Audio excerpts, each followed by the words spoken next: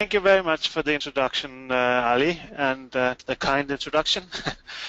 and thank you for letting me sharing something that I'm very passionate about, the happiness sweet spot. I will be talking for maybe half an hour, 35 minutes, as you said, and then I hope for some questions, knowledge sharing, interaction on this subject. I think that's also where the inspiration and the learning is. So let me just introduce myself a little bit so you know what kind of references I have, where I'm coming from. I'm based in Copenhagen, as Mr. Ali said earlier. I do most of my work outside of Copenhagen. Most of my work and my clients are outside of Denmark.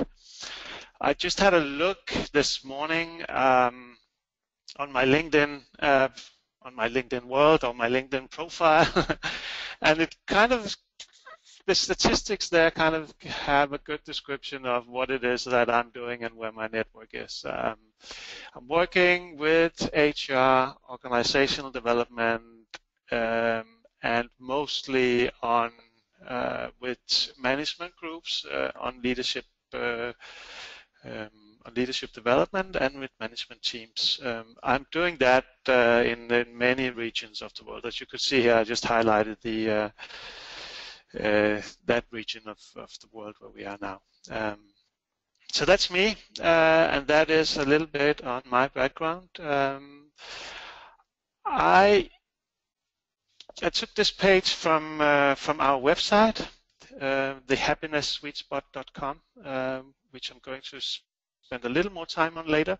But this also describes a little bit about who I am and how I think and why I'm so interested in happiness.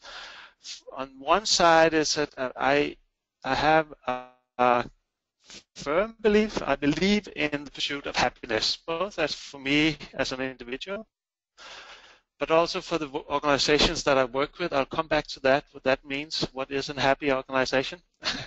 And then also, I think organizations and individuals has a responsibility and a possible role in creating happiness in the global society that we are all part of every day.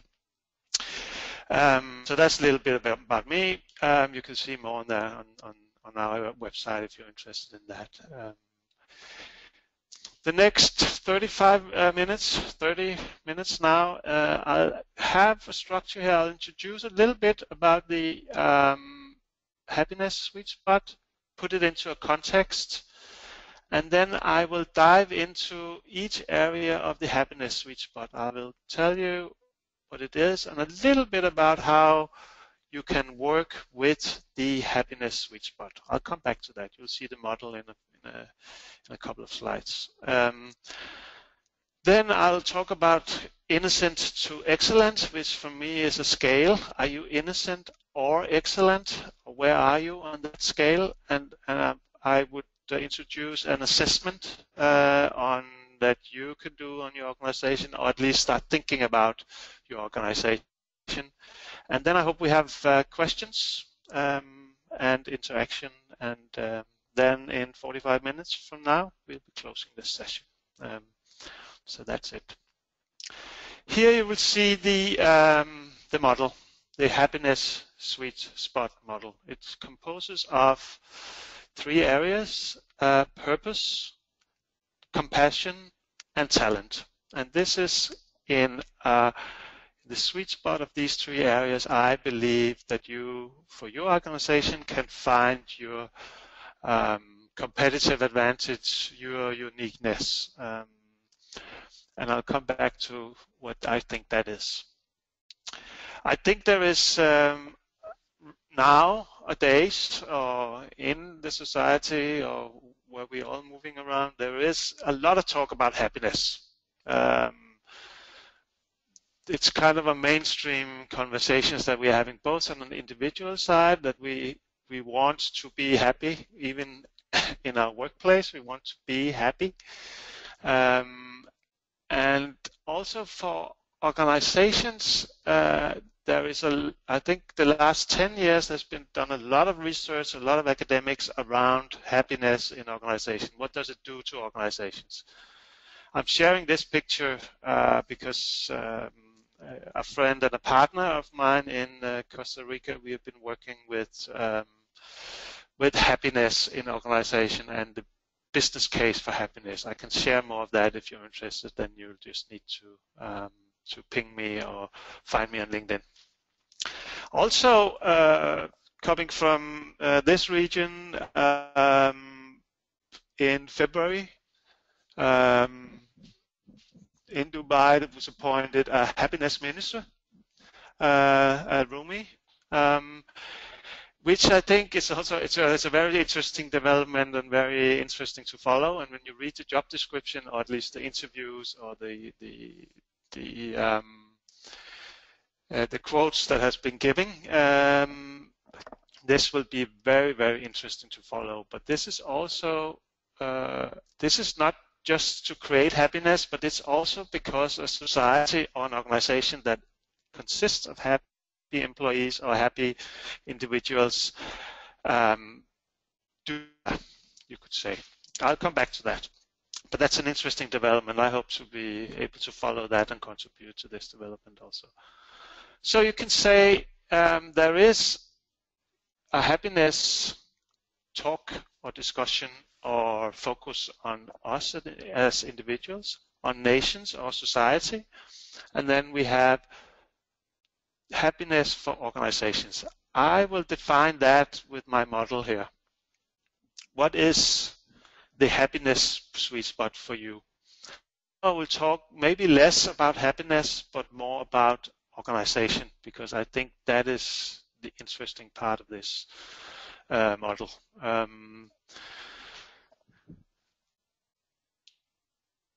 If you look at this picture, we are talking about the pursuit of happiness, but of course we are all in pursuit of happiness. But as an organization, as a leader of an organization, as someone who is a part of driving an organization,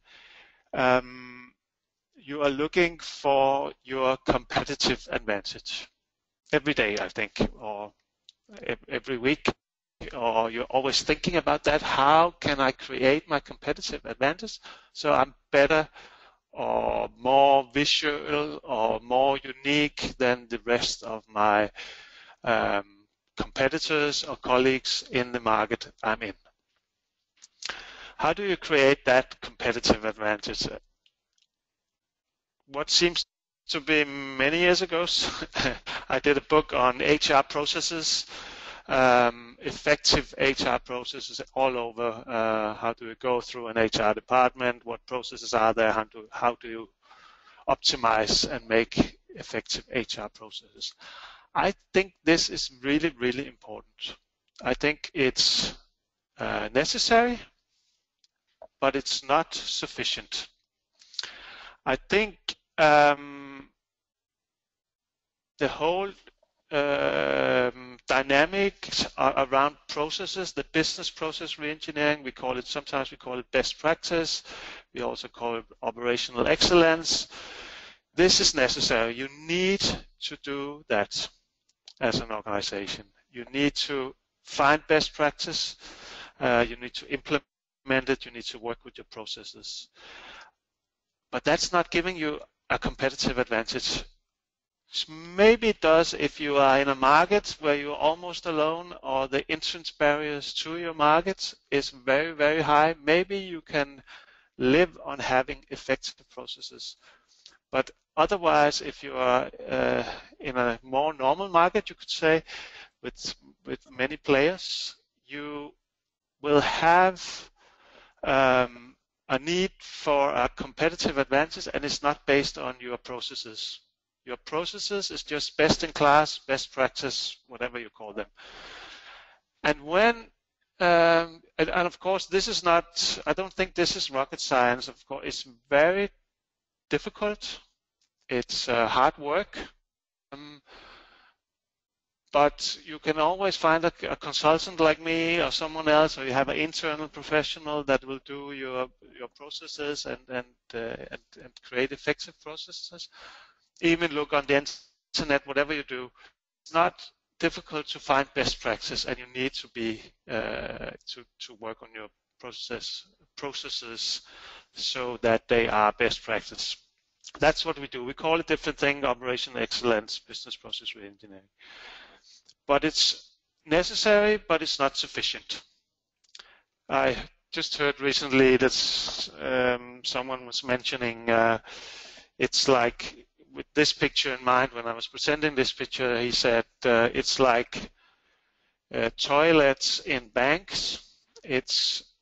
Toilets in banks are necessary, but it's not sufficient to run a bank. And it's kind of the same thing here. You need to create your own competitive advantage. I have many conversations around this with many people, and of course, depending on where you come from, you can argue about processes. If effective processes, it's enough for you to create a competitive advantage and thereby an effective organization.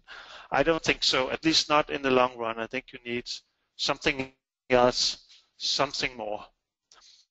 And for me, that is the happiness sweet spot. I think if you recognize or realize this argument that processes or operational excellence or best practice processes does not create a competitive advantage for you, then you need to think, then what? Because you cannot sit on your hands and do nothing. I think that's my belief. So what do you do then? I think the happiness sweet spot is a good tool. It's a toolbox or a framework or an enabling platform that can help you work with these three areas of your organization. And I have some experiences in doing that and creating business cases on that. I think it's quite effective, or the result is showing quite fast. And if you do it the right way, the three areas, I think you will feel a remarkable difference in your organization fast. So I'll come back to that. I'll dig a little deeper into the model. I have this quote, Albert Einstein quote, any intelligent fool can make things bigger and more complex. It takes a touch of genius and a lot of courage to move in the opposite direction. I like this. Also being a consultant, working with many different organizations, we have to be very, very careful that we are not creating solutions that are too complex. If the solutions are too complex, you will not have the change that you want. That's my belief. So we have been working a lot with this model, even though it seems very simple. This is the result of the model that we're working with now. And very easy to highlight these three areas where you need to. On each of these areas, you can look on the website also. That's a more interactive presentation. Where you can highlight different areas and work on assessments and things like that. But this one, if we start with purpose. Purpose is the definition of purpose in this model. That's purpose is your organization why. And the why, maybe you've heard this why before. I'm a big fan, and we are a big fan of Simon Sinek. A lot of the work we've done in this area on purpose is inspired by and built on some of Simon Sinek's works. We have worked with him on that. So some of that you will see on the website, and here is also inspired by Simon Sinek. I'll come back to more resources on that and give you that. So this is a purpose. This is a reason for being that is bigger than profit, and it resonates with the personal why of the individuals in your organization. So this is having a why, and you may start already now. It's a conversation I would love to have because I'm looking for purpose and whys in different organizations. What is your why? What is your reason for being? Of course, a reason for being is very often a figure or a profit for the shareholder. And of course, that is a legitimate reason for being. It's not a very motivating one in my world. And it's not what creating high performance in your organization or even sustainable results. So that why, if you don't have it, I think you need to work on your why. What why do we have in our organization? What is the purpose? I will come back to that in a few slides. The other one is compassion. Some parts of the world, compassion is a word that is very known and know what compassion means. In other parts of the world, when I present compassion, they think compassion, does it really have a place in the workplace? I think so. I think compassion has a place everywhere. I think in terms of compassion in your organization, this is about cultivating a culture where you have an interest in understanding the difficulties of other people. You have an interest in other people. And not just that interest, and a burning desire to do something about it.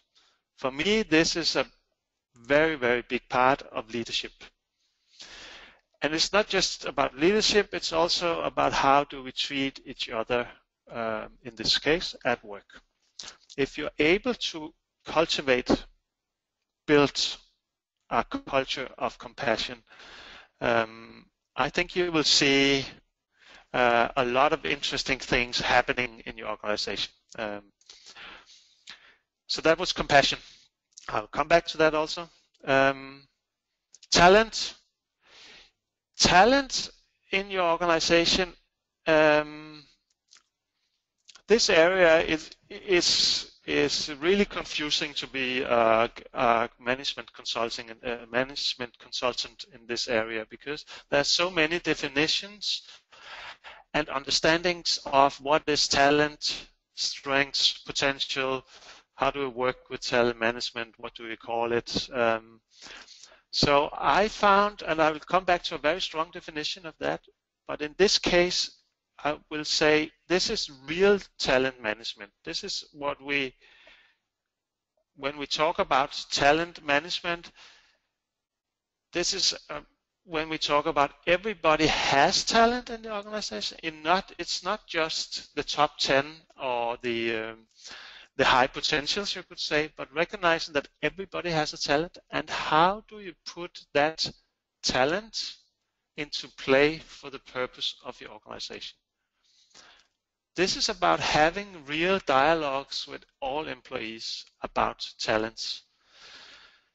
And when I come back to that in 5 minutes, I think, I will give you a little introduction on how big a deal this is, because this is not very easy for leaders and managers to have these conversations, because we have not had in many organizations, the last 20 years, it has been conversations about development areas and how can I improve my weaknesses.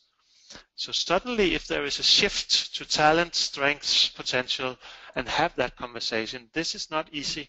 This is where I think we need help, structures to have these conversations. But in my world, in this world, in the happiness sweet spot, it's a really, really important component, and I'll come back to some of the solutions around that if you want to work with that. Around the purpose, as I said, I'm a big fan of Simon Sinek. One thing you can ask yourself, and one thing maybe we can talk about when I end my talking here is, what is your organization's why? What is your organizational purpose? And does it resonate? Who is that purpose talking to? Does it resonate with you? Is it really important to you or to me for the organization that I work for? This is really, really important, because this is where the loyalty is. This is where I think I work for something that is bigger than myself. I'm proud of being there. It has an effect on my performance in many, many ways. Maybe I'll come back to that business case, but otherwise you can ask me. So how do you build that why? I think you need to find your why. And if you don't have one, you need to spend time on building your why. This is not, in my world, this is not about a 2-day leadership. The top management or the executive team goes, they come back with a set of values or a new why, because that will probably not resonate with you. This is about finding the core of your organization. Why are we here? What is it that we do that is really important, that is bigger than profit? If you can tell that story, you are able to attract talent.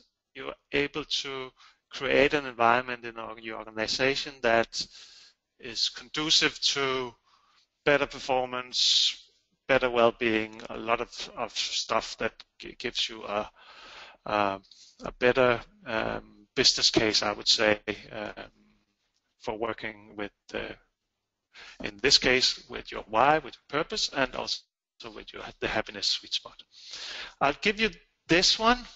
It's the golden circle, and as you can see left in the bottom there, it's Simon Sinek's very, very simple model. But I like this very much, and I chose to share it here also. You can find more material on that on the website, both on our Happiness Sweet Spot website or on Simon Sinek's website. Very simple model, and still very, in some way, mind-blowing, because many, many organizations tell us what they do. They show us their products. But what we want to hear, I think, both as consumers, as customers, but also as employees, we want to know why we are here. Why are the organization in business? What is it that we do? What is it? What is the purpose? What is the cause? What is the belief? What is the very reason that the organization exists? If you can find that, you start with your why, and then you build your how and your what. A very powerful communication tool, but it's also a very, very powerful way of presenting your organization to all your stakeholders, including employees. There is a lot more stuff about, both on with Simon Sinek and also on our website. On the compassion, cultivating a culture of compassion, I will refer to this. I took from the Happiness Sweet Spot model, but start thinking about what kind of culture, organization culture, do you have now? This is also a question for reflection, I think, from the listeners now. What kind of organizational culture do you have? What are the values?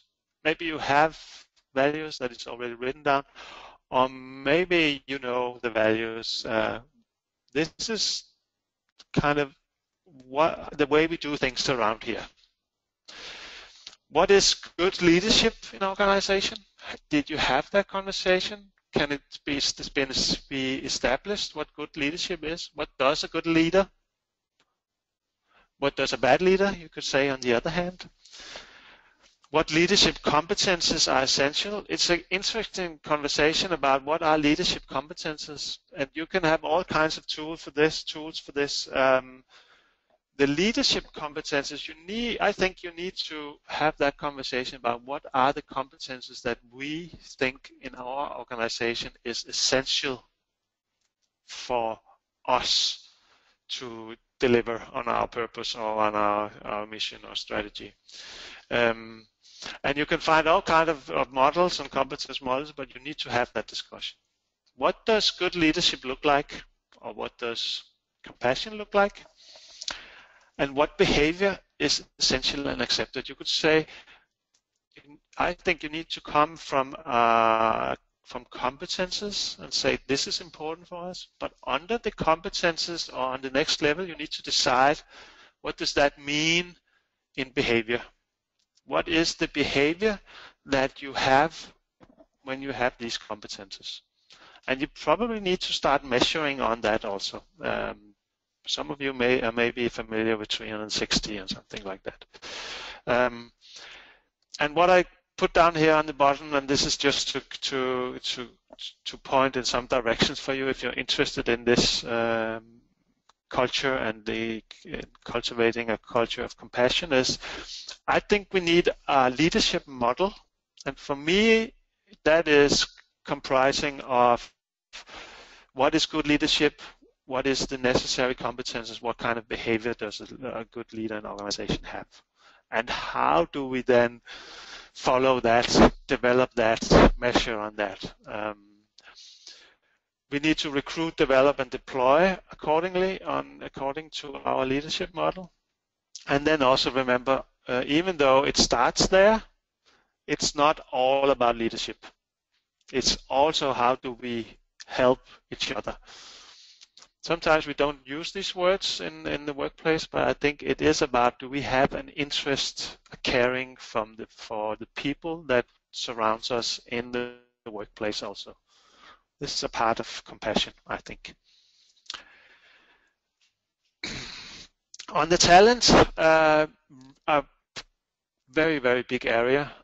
I will be doing a webinar on the 1st of June on talent management. Some of it I will share a little bit here, but then please join me for that webinar. I'll give you the details before we end this session. But talking about talent management, what is talent management? I think there is a need to have a clear definition. I had one definition here on the happiness sweet spot, but that definition is about what do we do to unveil, to identify talents? What do you do? You have talent dialogues, and you need to put your talent into play. When we talk about talent management, there are so many books, so many opinions, so many consultants talking about talent management. I think we need to have a firm definition of that. For me, I've been using this for a while. For me, talent management is the systematic, and then there are 6 areas: attraction, identification, development, engagement, retention, and deployment of talent. And in brackets, just to make sure, is that everybody has talent or talents. And in each of, if you are responsible for organization, you need a strategy in each of these areas. Very simple, but still you need to address it, you need to have an area. And it's probably not something you can just leave to the HR department. It's probably the most important strategy you have in your organization. If you're able to do this, you will do really, really well. That's my opinion. I can talk a lot more about this. A little quote from Peter Drucker: "The task of leadership is to create an alignment of strengths that makes weaknesses irrelevant." And I think we accept this, and we like to talk about strengths and talents. We like the idea of having dialogues around talents instead of having only conversation about development areas and weaknesses. But how do we do it because when we have the yearly performance review or appraisal, some organizations do it even twice a year or every quarter, or maybe you have a conversation every month with your manager. What is going on there, really? A lot of organizations is really good at this, having talent dialogues, but they have worked with it for some time to be able to have managers that are able to have that dialogue about talents. Because, as I mentioned, for 20 years, maybe 15 years, we have had, in most organizations, we had a yearly appraisal or a yearly performance review, whatever you call it in your organization. And it kind of circled around your development needs. And this is how we are all brought up in our organization. And suddenly now, and if you accept this thinking around the happiness sweet spot and the talent part of that one, we need to have conversations about talent, strength, potential, how to put it into play in our organization. It sounds easy, but it's not very easy if you're not supported by a process and some tools. I think I wanted to share this with you because it's very easy for us HR people. I'm one of them. As you could see on my LinkedIn profile, most of my network are within organization, leadership, and management. It's very easy for us to talk strategy. It's a little more difficult to implement, execute, coming from strategy to action. And this is what we offer here with this happiness sweet spot framework. So in this case, around the talent, I'd say what we need is compassionate leaders, which means that you have an interest in other people. This is, I think, a good platform for a good conversation. And you need a supporting structure, which is a process for me. You need that. You need to think about how do I support these talent dialogues or this talent management with processes, and then you probably need a tool to guide you, to have some input for these conversations, and also to have some input for your training, development, and the competencies that you have decided is important for you in your organization. I just wanted to share this one with you. In this region, I've worked with Madinah for training and development, and also with there are some tools that TMA is doing that I think is very useful, very simple to use. I'd be happy to share that at another point, or you can probably look it up on the internet. I think it's important that we're not to have a too fixed mindset on our tools. I think it's important that we have them, but otherwise there's so many tools around, and use them that are good at at solving the problems that you need to be solved in your organization. So you can have a look at them or ask me if I have other references also. I will do more on talent, going a little deeper with talent management on the webinar that we'll be doing on the 1st of June, same time, but just a different date of the 1st of June. And I'll be spending 45 minutes on talent management, which will take us a little further into this. I have not too much time left. I wanted to say that this presentation will also be in the website. I think Mr. Ali will tell us where it is later at the end. But I wanted to, one thing that is important for me is that now this framework, this model, or this thinking, if you want to work more with that, if you accept that this could give you a competitive advantage, a unique one because it's you. It's something that is coming from your organization.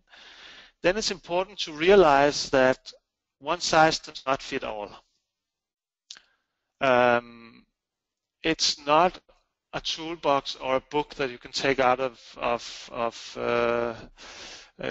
read the book and then you solve every problem. It's something you need to think about. Where are you today? We have a little framework here talking about innocence to excellence. So where are you today on these three areas? Where are you on purpose? Do you have one? Do you have a strong, heartfelt why? What are your culture? Are your culture a compassionate one? What is the characteristics of your culture?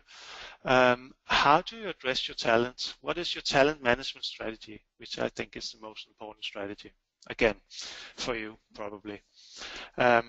So some considerations around, are you innocent or excellent? And in these three areas. And depending on where you are, you need to address this in different ways, in different sequences. And you can find some more inspiration on that on the website too. There is a little, I took a screen dump here, there is a little assessment that you can do where you can say, these sliders, maybe it's not very clear, but these sliders are from one end 0, which is innocent, and on the high level, on the right side, it's 100, which is excellent. And there's a little example of what is innocent, what is excellent, and you can slide that between 0 and 100 on these three areas. Then you'll get a little, if you press next, you will get a little opportunity to write a little bit about your organization, and then you have an opportunity to send that, and within a couple of days you will get a little input on how could you start working with this. It's a little assessment, but it's a reflection for you where you are, but it's also giving you a little bit of input from us on where could you start this. We have so much material. It's also on the website. There's a blog there. There's a lot of articles. There are also some interesting discussions going on LinkedIn. You can look it up on my profile.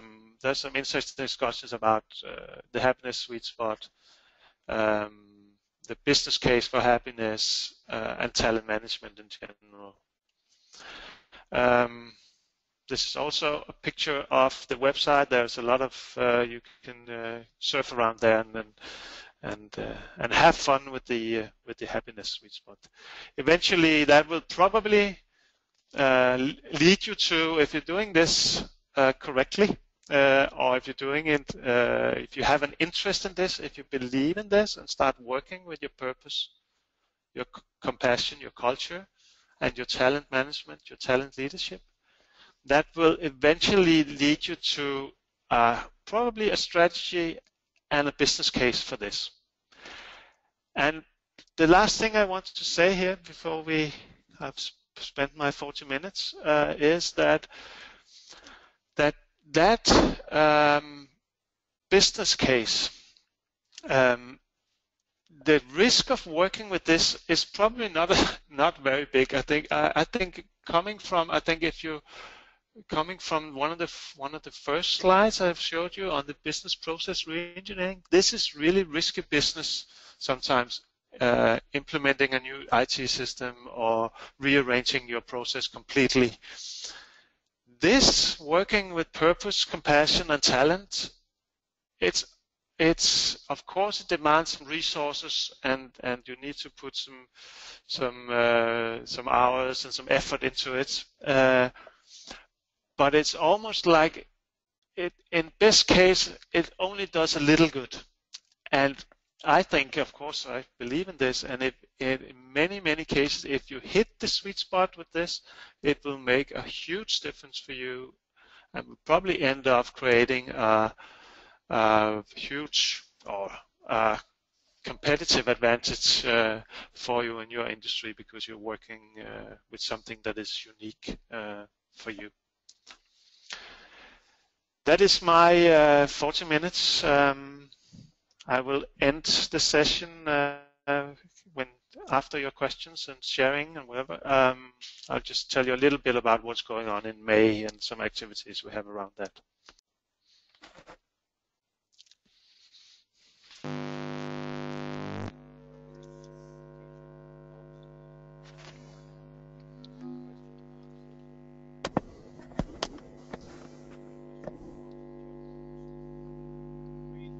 So are you there, Mr. Moderator?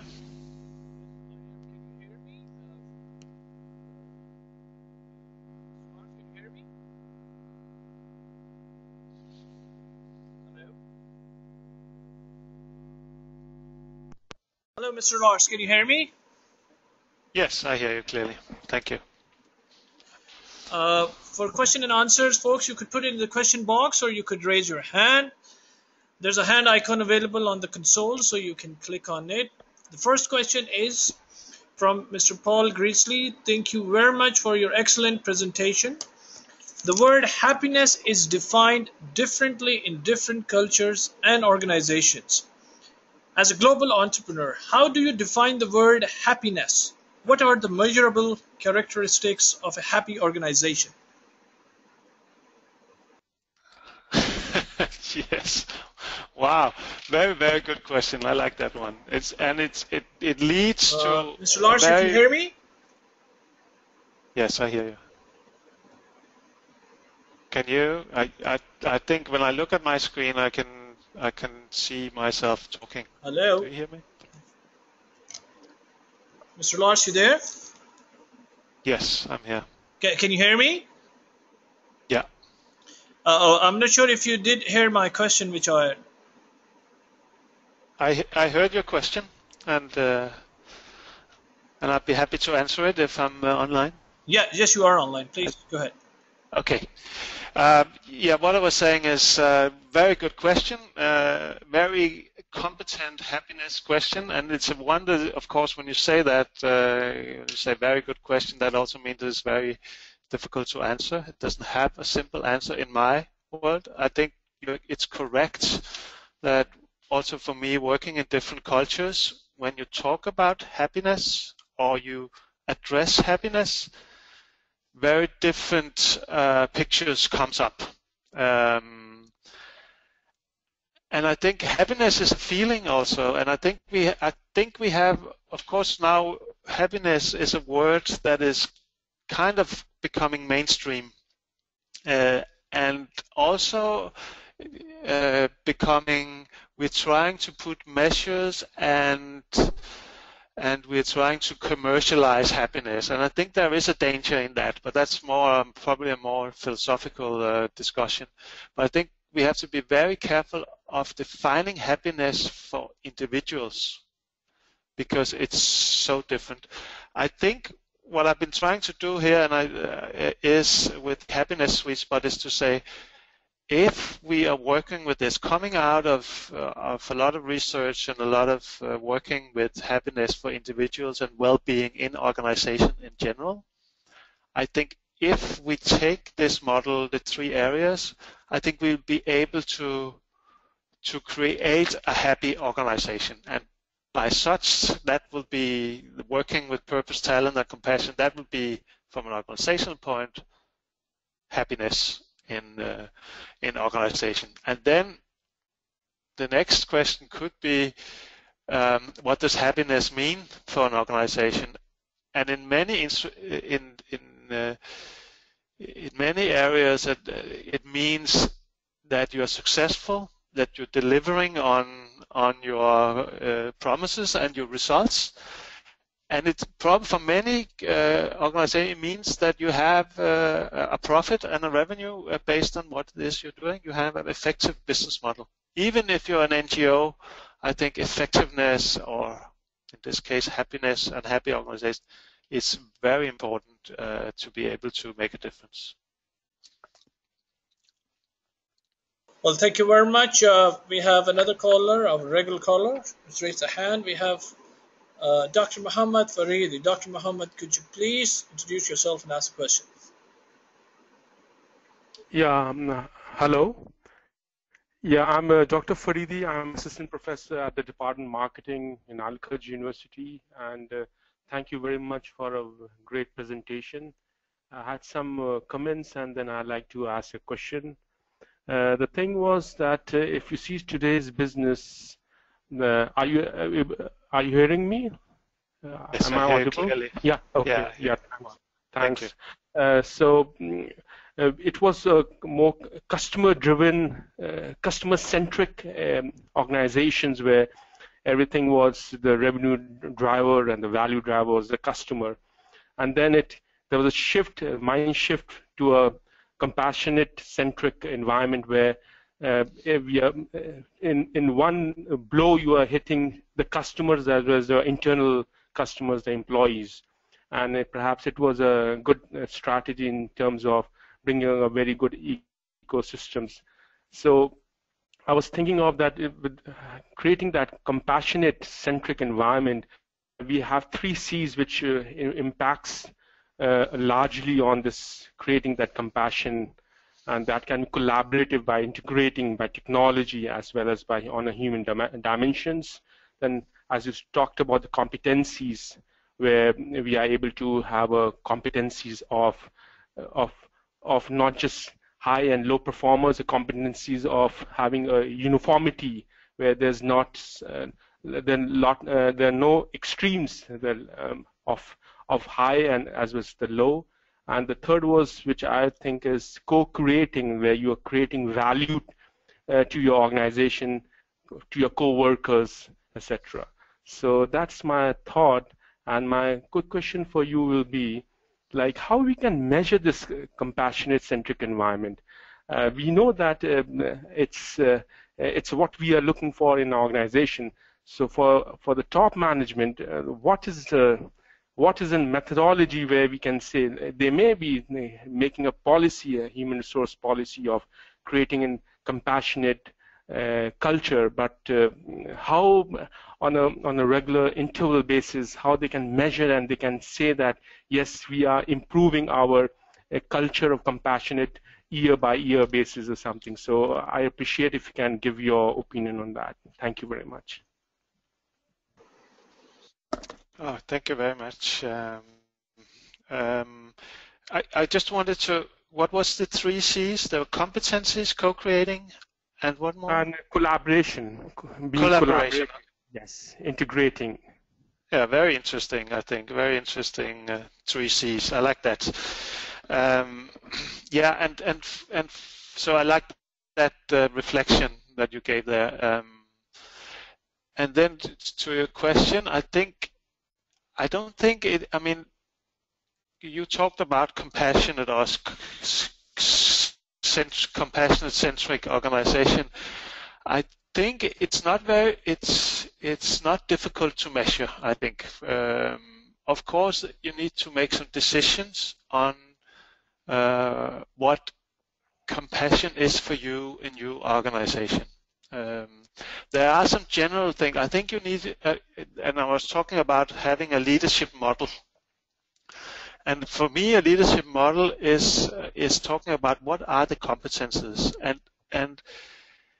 And I would say we could have a conversation, if we were doing this work together, you and I, we would probably have a conversation of what is compassion for us. And it always, when I do this with management teams or organization, it's something, we talk about empathy, we talk about helpfulness, and then we talk about also, because it's also in our definition in this model, it's also about a burning desire to do something about it. So it's also a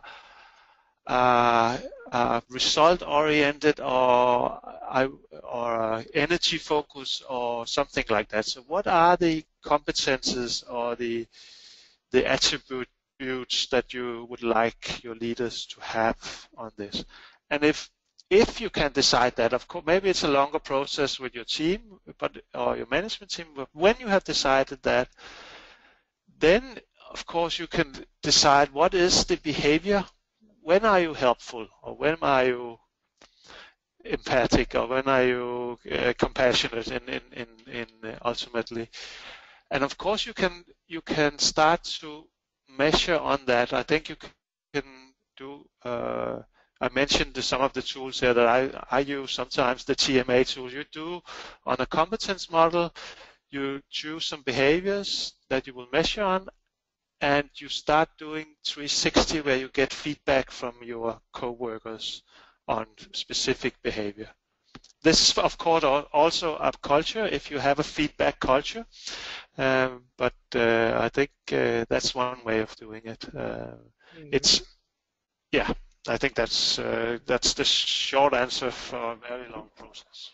Yeah, I know. Thank you very much. I just want to add something if the moderator Ali Imsali permits me. Yes, please go ahead. In fact, if you see the compassion, that's it's a final outcome which I make it into 4 phases, like the concern, which comes the first, and that I say it's a very infant stage, the concern of the co-employees and concern for your customers, concern for your whole supply chain. And the second will be a toddler, where it will be more on sympathy, like you are improving, it's more cohesive, and then you are a bit running, it will be more empathy, and when you're flying in your organization, will be more compassionate. So these 4 phases of infant to adult, and how you fly down. So that's my thought. Okay, thank you very much. Very good. Thank you for adding to the model.